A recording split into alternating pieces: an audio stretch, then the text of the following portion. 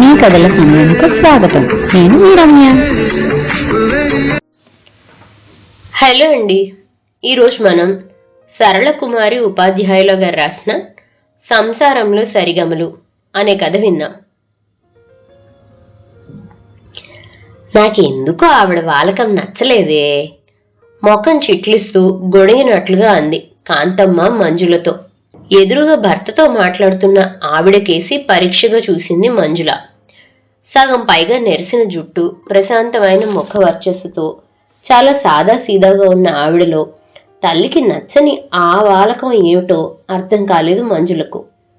ఇంతకీ ఆవిడ ఎవరో కాదు, ఆ ఇంటి ఓనర్ శాంతమ్మ గారు. సరే ఆంటీ, మీరు చెప్పిన వాటన్నిటికీ ఒప్పుకుంటున్నాను, కానీ కొంచెం అద్దె తగ్గించి 2 నెలలు కాకుండా 1 నెల అడ్వాన్స్ తీసుకోండి అన్నాడు భార్గవ్. అవును పిన్ని గారు, మిడిల్ క్లాస్ వాళ్ళం, అంత అద్దె ఇచ్చుకోలేం. కొంచెం తగ్గిస్తే మీకే ఇబ్బంది లేకుండా ప్రతి నెల అద్దె సక్రమంగా ఇచ్చేస్తాం. పెద్ద మనసు చేసుకోండి. భార్గవ్ ఆవిడ్ని ఆంటీ అన్నాడని తను పిన్నిగారు అంటూ చొరవగా వరస కలిపేసి వినయం ఉట్టిపడేలా అంది మంజుల. వాడిగా తాకుతున్న తల్లి చూపుల్ని లక్ష్య పెట్టలేదామె.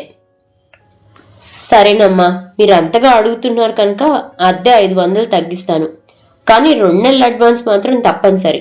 1 నెల అడ్వాన్స్ ఇచ్చి ఇంట్లో దిగిపోండి. 2వ నెల అడ్వాన్స్ 3 నెలల్లో వాయిదాలుగానో ఏక మొత్తంలోనో ఇచ్చేయండి. సరే అండి, అలాగే చేస్తాం.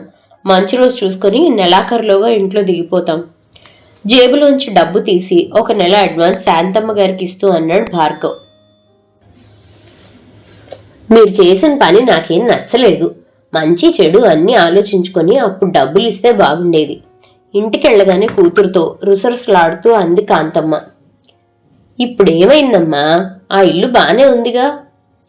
ఏం బాగు నా పిండాకుడు, ఇంతోటి కొంపకి అన్ని వేల అద్దె. ఇక్కడిలాగే ఉంటాయి అత్తయ్యగారు. వారం రోజులుగా తిరుగుతున్నా ఇంత మంచి ఇల్లు దొరకలేదు. నాకు బాగా నచ్చింది కనుకనే ఇవాళ మిమ్మల్ని కూడా తీసుకెళ్లి సెటిల్ చేశా. ముఖ్యంగా మంజులకు తను పనిచేసే స్కూల్ దగ్గర నడిచి వెళ్ళిపోవచ్చు. ఇక్కడికన్నా 1000 రూపాయలు ఎక్కువైనా సౌకర్యాలతో పోలిస్తే చాలా చవకనే చెప్పాలి. ముఖ్యంగా మీకు బాగా సౌకర్యంగా ఉంటుంది. మీ సామానంతా మీ గదిలోనే సర్దుకోవచ్చు. ఇక్కడ్లా కాళ్లకు చేతులకు అడ్డుపడి చీదరగా ఉండక్కర్లేదు. అయితే ఏమంటావు బాబు, నేను నా సామాను మీకు అడ్డం పడుతున్నాయా? అందుకే ఇల్లు మారుతున్నామంటారా? ఆవిడ మాటల్లో తీవ్రత చూసి భార్గవ్ కంగారు పడ్డాడు. వెంటనే, అబ్బే, నా ఉద్దేశం అది కాదు అత్తయ్య గారు. ఇక్కడ మీకు ఇరుగ్గా ఇబ్బందిగా ఉంది కదా, అక్కడైతే విశాలంగా మరో గదే కాకుండా సామాను పెట్టుకునే వార్డ్రోబులు కూడా ఉన్నాయని. ఏమో బాబు, మీ ఇల్లు మీ ఇష్టం. నాకైతే ఆవిడ ముందు ముందు తగులు పెట్టే మనిషిలా అనిపించింది. అందుకే నా అభిప్రాయం చెప్పాను. మనం మంచిగా ఉంటే తగులు ఎందుకు వస్తాయమ్మా, నీ చాదస్తం. కానీ ఆవిడ చెప్పిన వాటన్నిటికీ ఒప్పుకున్నాం. ఏ నెలకు ఆ నెల సక్రమంగా అద్దె డబ్బులు ఇచ్చేస్తే ఏ గొడవ ఉండదు. ఏమో, నాకైతే ఆవిడ చాలా మంచి ఆమెలానే ఉన్నారు. మంజుల సర్ది చెప్తున్నట్లుగా అంది. ఏమిటో ఈవిడ మనస్తత్వం. అందరికీ నచ్చిన విషయం ఈవిడికి నచ్చదు. ప్రతిదానికి ఎడ్డమంటే తెడ్డమంటుంది. అత్తగారిని తలుచుకొని మనసులోనే విసుక్కున్నాడు భార్గవ్.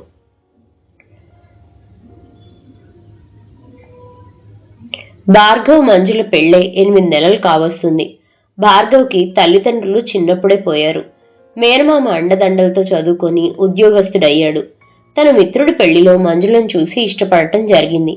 మంజులను పెళ్లి చేసుకుంటానని తనంత తాను కోరి వచ్చిన భార్గవ్ని చూసి కాంతమ్మ పలు అనుమానాలు వ్యక్తం చేసినా మంజుల లక్ష్య పెట్టకుండా తన అంగీకారం తెలపడంతో వారి పెళ్లి జరిగిపోయింది. పెళ్లైన వేళ విశేషం. భార్గవ్కి షిప్ యార్డ్ లో ఉద్యోగం రావడంతో అంతవరకు చేస్తున్న ఉద్యోగం వదిలేసి వైజాగ్ లో కాపురం పెట్టారు. అక్కడే మంజుల కూడా ఒక కాన్వెంట్ స్కూల్లో టీచర్గా చేరింది. కాంతమ్మకి తన ఊర్లో ఉండటానికి చిన్న పెంకుటిల్లు, కొద్దిపాటి పొలము ఉన్నాయి. అవి కాక భర్త తాలూకు పెన్షన్ కూడా వస్తుంది. ఆమె జరుగుబాటుకే లోటు లేదు. భార్గవ్ తన ఆస్తి మీద కన్నేసి తనంత తాను మంజులను పెళ్లి చేసుకోవడానికి సిద్ధపడ్డాడని ఆమె అనుమానం. అందుకే తనకిష్టం లేని పెళ్లి అనే వంకతో కూతురు పెళ్లి కోసం పైసా ఖర్చు చేయకుండా అంతా భార్గవ్ మీదే నెట్టేసింది. తన ప్రమేయం ఏమీ లేకుండా మంజుల ఇష్టపడి పెళ్లి చేసుకున్న భార్గవ్ అంటే కాంతమ్మకి చులకన. దానికి తోడు పెళ్లి చేసుకుని వెళ్లిపోవడంతో టీచర్గా పనిచేసే కూతురు సంపాదన పోయిందని కూడా లోపల మంటగానే ఉంది. కొత్త కాపురంలో మంజుల భార్గవ్ చిలక గోరింకల్లా ఆనందంగా ఉన్నారు. అసలు ఇంతకీ వారు ఇల్లు మారాల్సిన అవసరం ఎందుకొచ్చిందంటే, సరిగ్గా 2 నెలల క్రితం తల్లికి జబ్బుగా ఉందని తెలిసి మంజుల ఆవిడ్ని చూడ్డానికి వెళ్ళింది. 3వ రోజున ఏకంగా ఆవిడ్ని తీసుకొని వైజాగ్ వచ్చేసింది. అమ్మను అలా ఒంటరిగా ఉంచలేక నాతో తీసుకొచ్చేశానండి, ముందుగా మీతో చెప్పలేదని ఏమనుకోరుగా, భార్య సంజాయిషీగా అంటుంటే చిక్కి శల్యమై ఎముకల పోగులా ఉన్న అత్తగారిని చూసి మారు మాట్లాడలేదు భార్గవ్. కూతురు పోషణలో 20 రోజుల్లోనే కాంతమ్మ బాగా తేరుకుంది. ఆవిడొచ్చినప్పటి నుండి భార్గవ్కి ఖర్చు పెరిగిపోవడమే కాకుండా అంతవరకు స్వర్గసీమలా అనిపించిన ఆ 3 గదుల వాటాలో భార్యతో ఏకాంతంగా మాట్లాడే అవకాశం కూడా లేకుండా పోయింది. అమ్మయ్య, అత్తగారు తేరుకుంది, ఇక వెళ్ళిపోతుంది అని భార్గవ్ రోజులు లెక్క పెట్టుకుంటుండగా మరో 10 రోజులు భారంగా గడిచాక స్కూల్కి సెలవులిచ్చాక తల్లిని తీసుకుని ఊరికి బయలుదేరింది మంజుల. తల్లిని ఊర్లో విడిచి మర్నాడే వస్తానన్న మంజుల 4 రోజులైనా రాలేదు. భార్గవ్ ఫోన్ చేస్తే ఊర్లో వ్యవహారాలన్నీ చక్కబెట్టుకుని 10 రోజుల్లో తల్లిని తిరిగి తీసుకొచ్చేస్తానని చెప్పేసరికి అత్తగారికి మళ్ళా సుస్థి చేసిందనుకొని కంగారుగా ఏమైంది అని భార్యకి మరలా ఫోన్ చేశాడు భార్గవ్. అదేం కాదని ఇంట్లో సామానంతా అమ్మేసి ఇల్లు పొలం అమ్మకానికి పెట్టి తల్లిని శాశ్వతంగా తమ దగ్గర ఉంచుకోవడానికి తీసుకొచ్చేస్తానని మంజుల చెప్పేసరికి అత్తగారు ఉన్నన్నాళ్ళు అదనంగా ఆయన ఖర్చు తలుచుకుని గుండాగినంత పనైంది భార్గవ్కి. కాంతమ్మ గారికి సినిమాలన్నా హోటల్లో భోజనం అన్నా చాలా ఇష్టం. స్వగ్రామం వదిలి పట్నవాసం కూతురింటికి వచ్చేసరికి ఆవిడ సరదాలు మరింత పెరిగాయి. శనివారం ఉదయమే కూతురు దగ్గర పురాణం విప్పేది. ఇద్దరికి ఉద్యోగాలంటూ వారమంతా ఎక్కడికి వెళ్లాలనుకున్నా తీరికే ఉండదు. శనివారమే కనుక సరదాగా సాయంత్రం మొదట సినిమా చూసేసి అట్నుంచి అటు ఏ హోటల్లోనో టిఫిన్ చేసి ఇంటికొచ్చి పడుకుంటే మర్నాడు సెలవే కనుక హాయిగా రెస్ట్ తీసుకోవచ్చు అంటూ తన మనసులో మాట వినిపించేది. ఇన్నాళ్ళు అమ్మకి ఏ సరదా తీరలేదు, కూతురుని కనుక మనసులో మాట చెప్పింది అనుకొని తల్లి మనసు తీర్చాలని మంజులో ఉబలాట పడిపోయేది. ఎటూ చెప్పలేక అడకత్తెరలో పోక చెక్కలా నలిగిపోయేవాడు భార్గవ్. అదంతా గుర్తుకొచ్చి తల్లిని తీసుకొచ్చేయాలనే నిర్ణయం తీసుకునే ముందు మాట మాత్రంగానైనా తనకు చెప్పనందుకు భార్య మీద కోపం ముంచుకొచ్చింది అతనికి. ఫోన్లోనే ఆలుమగులిద్దరికీ వాదోపవాదాలు జరిగాయి. ఆఖరికి మంజుల తేల్చి చెప్పిందేమిటంటే, ఆవిడికి కూతురుగా తను తప్ప ఇంకెవరూ లేని కారణంగా ఆవిడ్ని చూసుకోవాల్సిన బాధ్యత తనదేనని, ఒకవేళ భార్గవికి తల్లి ఉండుంటే ఆవిడ్నెలా బాధ్యతగా చూసుకునేవాడో తాను అలాగే తన తల్లిని చూసుకుంటానని. తిరుగులేని ఈ బ్రహ్మాస్త్రానికి నోరెత్తలేకపోయాడు భార్గవ్. అన్నట్లుగానే తల్లిని వెంట పెట్టుకుని వచ్చేసింది మంజుల. అమ్మేయగా మిగిలిన చిన్న చితక సామాను నింపిన 4 మూటలు కూడా తనతో తెచ్చుకుంది కాంతమ్మ. ఆ తర్వాత మరో 3 రోజుల్లో ఒక పందిరి మంచం, భోషణం పెట్టి, పడక్కుర్చి పార్సిల్ లారీలో వచ్చాయి. ఆ 3 గదుల వాటాలో సామాన్ అలా కాళ్లకడ్డం పడుతుంటే ఊపిరాడినంత పనే. ఇక మరో పెద్ద ఇంటి కోసం వెతక్క తప్పలేదు భార్గవ్కి. డాబా గార్డెన్స్ లో టూలెట్ బోర్డు చూసి స్నేహితుల ద్వారా ఆ ఇంటిని గురించి వాకప్ చేసి సంతృప్తి చెందాకే భార్యని అత్తగారిని తీసుకెళ్లాడు భార్గవ్. శాంతమ్మ గారు కింద భాగం అద్దెకిచ్చి కూతురు అమెరికాలోనూ కొడుకు వేరే రాష్ట్రంలోనూ ఉండటం వలన ఆవిడ ఒక్కరే పైన ఉంటారు. భార్గవ్ దంపతులు ఉండబోయేది శాంతమ్మ గారి మేడింటి కింద భాగంలోనే. కొత్తింట్లో దిగ్గానే పాలు పొంగించి పాయసం చేసింది మంజుల. విడిగా బౌల్లోకి పాయసం తీస్తున్న కూతుర్ని అదెవరికే అడిగింది కాంతమ్మ. పైన పిన్నిగారికి, ఒక్కరే ఉంటారుగా. బాగుంది సంబడం, నువ్వు ఇలా ఆప్యాయత ఒలకబోస్తూ పాయసాలు ప్రసాదాలు అందించావంటే అలుసైపోతావు, జాగ్రత్త. తన మాటలు పట్టించుకోకుండా మెట్లెక్కి పైకి వెళ్లిపోతున్న కూతుర్ని చూసి పళ్ళు కొరుక్కుంది శాంతమ్మ. గేటు మూసి బయటికి వస్తున్న వారిని చూసి ఎవరికోసమని ప్రశ్నించింది స్కూల్ నుంచి వస్తున్న మంజుల. మా శాంతి చెప్పిన అడ్రస్ ప్రకారం ఇదే ఇల్లు అనుకొని వచ్చామండి. లోపల ఆవిడెవరో, ఆ పేరు గలవారు ఎవరు ఇక్కడ లేరు అంటే వెళ్ళిపోతున్నాం అన్నారు వారిలో ఒక ఆమె. అయ్యో, ఆవిడకి తెలియక అలా చెప్పిందేమో. శాంతి గారు మా ఇంటి ఓనర్ గారే, రండి నేను తీసుకెళ్తా అంటూ వారిని పైకి తీసుకెళ్ళింది మంజుల. తిరిగి వచ్చాక తల్లిని అడిగింది, అదేమిటమ్మా, పిన్ని గారి కోసం వచ్చిన వాళ్ళకి ఆ పేరు గలవారు ఎవరు ఇక్కడ లేరని చెప్పావట, ఆవిడ పేరు తెలీదా నీకు? సమయానికి నేను వచ్చాను కనుక సరిపోయింది, లేకపోతే అంత దూరం నుంచి వచ్చిన వాళ్ళు వెనక్కి వెళ్ళిపోయేవారు కదా. ఏమో, శాంతి అంటే ఎవరో అనుకున్నా, నాకేం తెలుసు ఆవిడ చిన్న పిల్లలా అందరికీ తన పేరు శాంతి అని చెప్పుకుంటుందని ఈసడింపుగా అంది కాంతమ్మ. తమ ఊళ్ళో తల్లి ఇరుగు పొరుగు వారితో చుప్పనాతితనంగా తగులు పెట్టుకోవడం మంజులకు తెలుసు. కానీ ఏ పరిచయం లేని శాంతమ్మ గారి పట్ల ఆమెకి ఇంత అక్కస్ ఎందుకో అర్థం కాలేదు మంజులకి.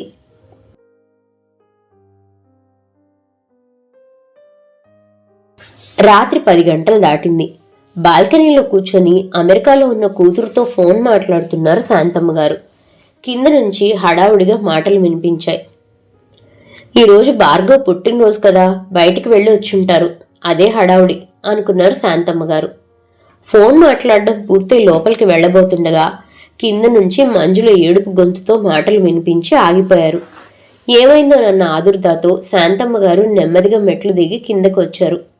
ఏడుస్తున్న మంజుల తన చేతుల్లో నీరసంగా వేళ్లాడిపోతూ కాంతమ్మ కనిపించారు. ఏమైందమ్మా అమ్మగారికి? ఆదుర్దాగా అడిగారు మంజులని. ఉదయం తిన్న ఆవడలు క్యాబేజీ గారెలు అరగలేదు కాబోలు, మధ్యాహ్నం 2 సార్లు వాంతులు అయ్యాయట, మాకు చెప్పలేదు. ఈయన బర్త్డే కదా, లంచ్కి బయటకు వెళ్ళాం, అప్పుడైనా మాకు చెప్పలేదు. తను మాతో వచ్చింది. ఇంటికి వచ్చిన ఈ అరగంటలోనూ 4 వాంతులు అయ్యాయి. అప్పుడు చెప్పింది మధ్యాహ్నం కూడా వాంతులు అయ్యాయని. చూడండి ఎలా వేళ్లాడిపోతుందో, ఏడుపు గొంతుతో అంది మంజుల. అరే, అలా కంగారు పడకు, హాస్పిటల్కి తీసుకెళ్తే తగ్గిపోతుంది. భార్గవ్, నువ్వు ముందు ఆటో తీసుకురా అని చెప్పి పైకి వెళ్లిన శాంతమ్మ గారు భార్గవ్ ఆటో తీసుకుని వచ్చేలోగా కిందకొచ్చేశారు. భార్గవ్ని పక్కకు పిలిచి తను తెచ్చిన డబ్బు అతని చేతిలో పెట్టారు. భార్గవ్ ఏదో అనబోయేంతలో అతన్ని ఆపి, ముందు ఆవిడ్ని హాస్పిటల్కి తీసుకెళ్ళండి, మనకి దగ్గరలోనే డాబా గార్డెన్స్ లో రాఘవ నర్సింగ్ హోమ్ ఉంది. రాఘవ నాకు బాగా తెలుసు, మా అబ్బాయి ఫ్రెండే, అతనికి ఫోన్ చేస్తాను, అక్కడికి తీసుకెళ్ళండి, మంచి ట్రీట్మెంట్ ఇస్తాడు, మనం తర్వాత మాట్లాడుకుందాం అంటూ తొందర చేశారు. రాఘవ నర్సింగ్ హోమ్ నుండి 3 రోజుల ట్రీట్మెంట్ తర్వాత కాంతమ్మని ఇంటికి తీసుకొచ్చారు. సెలవు పెట్టే వీలు లేనందున తల్లికి అన్నీ అమర్చిపెట్టి మంజుల స్కూల్కి వెళ్ళాక శాంతమ్మ గారు వచ్చి ఒంటరిగా ఉన్న కాంతమ్మని పలకరిస్తూ మాట్లాడటంతో ఇద్దరి మధ్య చనువు పెరిగింది. మాటల మధ్యలో ఒకరోజు శాంతమ్మ గారు కాంతమ్మని అడిగారు, చాలా రోజుల నుండి గమనిస్తున్నాను, భార్గవ్తో మీరు చాలా ముభావంగా ఉంటున్నారు, ఎంచేత? అతనంటే మీకు ఇష్టం లేదా? అవునమ్మా, నా ఆస్తి మీద కన్నేసి ప్రేమించానని నా కూతుర్ని ప్రలోభ పెట్టాడు. ఈ పిచ్చిది నమ్మేసి నాకు ఇష్టం లేకపోయినా అతన్నే పెళ్లి చేసుకుంటానని పట్టుబట్టింది. దాంతో నీ ఇష్టం చేసుకుంటే చేసుకో, కానీ మీ పెళ్లికి పైసా ఖర్చు పెట్టనని తెగేసి చెప్పా. బాగానే ఉంది, అయితే తర్వాత కూడా మీ అమ్మాయికి మీరేమి ఇయ్యలేదా? పైసా ఇయ్యలేదు. ఆఖరికి మొన్న మా ఊళ్ళో నా పొలము ఇల్లెమ్మిన డబ్బు కూడా నా పేరేనే బ్యాంకులో వేసుకున్నా. నా తర్వాత అది ఎలాగో దానికే చెందుతుంది కదా. మరి మీకొచ్చే పెన్షన్ ఏం చేస్తున్నారు? అది కూడా నా పేరునే వేసుకుంటున్నాను, రేపు నాకేమైనా అయితే ఉండాలిగా. మరి మొన్న మీకు సుస్థి చేసినప్పుడు హాస్పిటల్ ఖర్చు చాలా అయిందిగా, దానికి ఏమైనా ఇచ్చారా భార్గవ్కి? ఏమో, వాళ్ళు అడగలేదు, నేను ఇవ్వలేదు. కాంతమ్మ నిర్లక్ష్యపు మాటలకి శాంతమ్మ గారికి కోపం ముంచుకొచ్చింది. పరాయి మనిషి, తనే సాటి మనిషి కష్టాల్లో ఉన్నాడని అడగకుండానే సాయపడింది. అలాంటిది అల్లుడికి ఇవ్వాలని తోచలేదంటే ఈవిడికి ఎంత స్వార్థం. తప్పదు, ఈవిడికి బ్రెయిన్ వాష్ చేయాల్సిందే అనుకున్నారు శాంతమ్మ గారు. సరే కాంతమ్మ గారు, మీకు ఇష్టం లేని పెళ్లి చేసుకుందని మీ అమ్మాయి పెళ్లికి మీరేం సాయపడలేదు. అల్లుడయ్యాక కూడా భార్గవ్ మీద మీకు కోపం తగ్గలేదా? మీ అమ్మాయిని బాగా చూసుకుంటున్నాడు, అతని పట్ల మీరు ఎలా ఉన్నా పట్టించుకోకుండా మిమ్మల్ని కూడా బాగా చూసుకుంటున్నాడు. మీరు జబ్బు పడితే కన్న తల్లికి చేసినట్లు వైద్యం చేయించాడు. ఇంకా అతనిలో మీకు నచ్చని విషయం ఏమిటో చెప్పండి.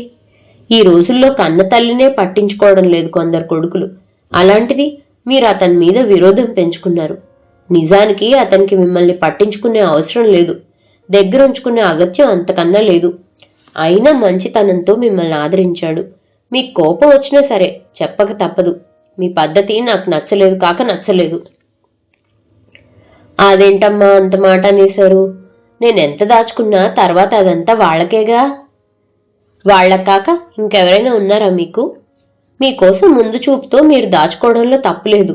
అలాగని వాళ్ళు ఇబ్బంది పడుతుంటే చూస్తూ ఉండిపోతారా? ఇది కాదు మీరు చేయాల్సింది. మీరు రావడం వారికి అదనపు ఖర్చే కదా. మీరు రాకుంటే వాళ్ళిద్దరి సంపాదనతో ఎంతో హాయిగా ఉండేవారు.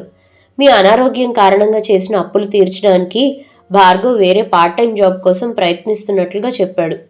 హాయిగా చిలక గోరింకల్లా కాపురం చేసుకోవాల్సిన ఈ వయసులో రాత్రి పగలు అని లేకుండా ఎందుకు అతను అంతగా రెక్కలు ముక్కలు చేసుకోవడం? ఆలోచించండి. అర్థమైందమ్మా, నా కళ్ళు తెరిపించారు. ఇన్నాళ్ళు నా మట్టి బుర్రకు ఈ విషయం తట్టనే లేదు. నా కూతురి కాపురం గురించి ఎంత బాగా ఆలోచించారు. రేపే మా ఊరికి వెళ్ళిపోతాను. అబ్బా కాంతమ్మ గారు, నేను చెప్పేది మీరు సరిగ్గా అర్థం చేసుకోలేదు. ఈ వయసులో మీ ఊరు వెళ్ళి ఒంటరిగా గడపమని కాదు నా ఉద్దేశం. మీ అల్లుడు మంచితనం అర్థం చేసుకుని వాళ్ళ కాపురానికి సహాయకారిగా ఉండమంటున్నాను. పెద్ద దిక్కుగా వారికి అండదండగా ఉంటూనే అడపాదడపా మీ డబ్బు కూడా ఖర్చు పెడుతూ ఉండండి. అదే నా సలహా. అలాగేనమ్మా, అర్థమైంది. తప్పకుండా మీ సలహా ప్రకారమే నడుచుకుంటా. ఇకపై నా వలన వారికి ఏ ఇబ్బంది కలగకుండా చూసుకుంటాను. బలవంతంగానైనా ప్రతి నెల నా పెన్షన్లో కొంత సొమ్ము ఇంటి ఖర్చుల కోసం ఇస్తాను. ఇప్పుడు కాంతమ్మ పూర్తిగా మారిపోయింది. కూతురుతో అల్లుడితో ఆప్యాయంగా మసులుతూ ప్రతి నెల పెన్షన్ తీసుకోగానే సగం సొమ్ము వద్దన్న బలవంతంగా కూతురు చేతిలో పెడుతుంది. ఆ రోజు మంజుల భార్గవుల మొదటి పెళ్లి రోజు. ముందు రోజు శాంతమ్మ గారితో వెళ్లి షాపింగ్ చేసి తీసుకొచ్చిన నెమలి కంఠం రంగు గద్వాల్ చీర కూతురికి, నవరత్నాలు పొదిగిన ఉంగరం అల్లుడికి దీవెనలతో పాటు పెళ్లి రోజు కానుకలుగా బహుకరించింది కాంతమ్మ. ఇదండి సంసారంలో సరిగమలు కథ. మరో మంచి కథతో మళ్ళీ కలుసుకుందాం. అంతవరకు సెలవు. కథ కనుక మీకు నచ్చినట్లయితే లైక్ చేయండి, షేర్ చేయండి. అండ్ మరిన్ని ఇంట్రెస్టింగ్ కథల కోసం ప్లీజ్ సబ్స్క్రైబ్ టు మీ కథల సమయం. Thank you.